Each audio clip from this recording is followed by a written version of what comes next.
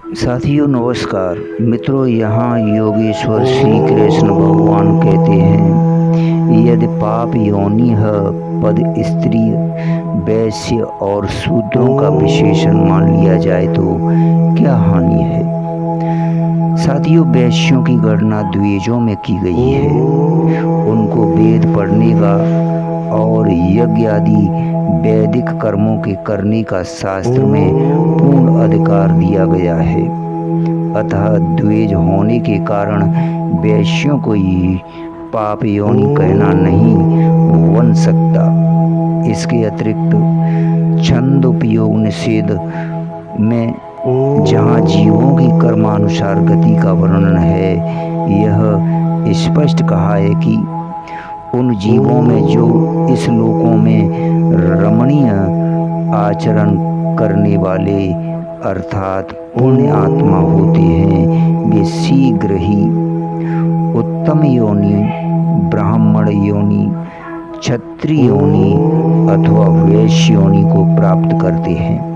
और जो इस संसार में कपूर अधम आचरण वाले अर्थात पाप कर्म होते हैं, वे अधम योनि अर्थात कुत्ते की, सूगर की या चांडाल की योनि को प्राप्त करते हैं। साथियों, इससे यह सिद्ध है कि वैश्यों की गणना पाप योनि में नहीं की जा सकती।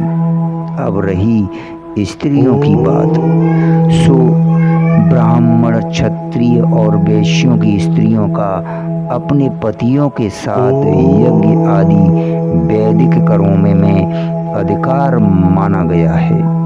इस कारण से उनको भी पाप योनि कहना नहीं बन सकता। सबसे बड़ी अड़चन तो यह पड़ेगी कि भगवान की भक्ति से चंडाल आदि को भी परम गति मिलने की बात, जो कि सर्वशास्त्र सम्मत है और जो भक्त के महत्व को प्रकट करती है। मित्रों, वह कैसे रहेगी।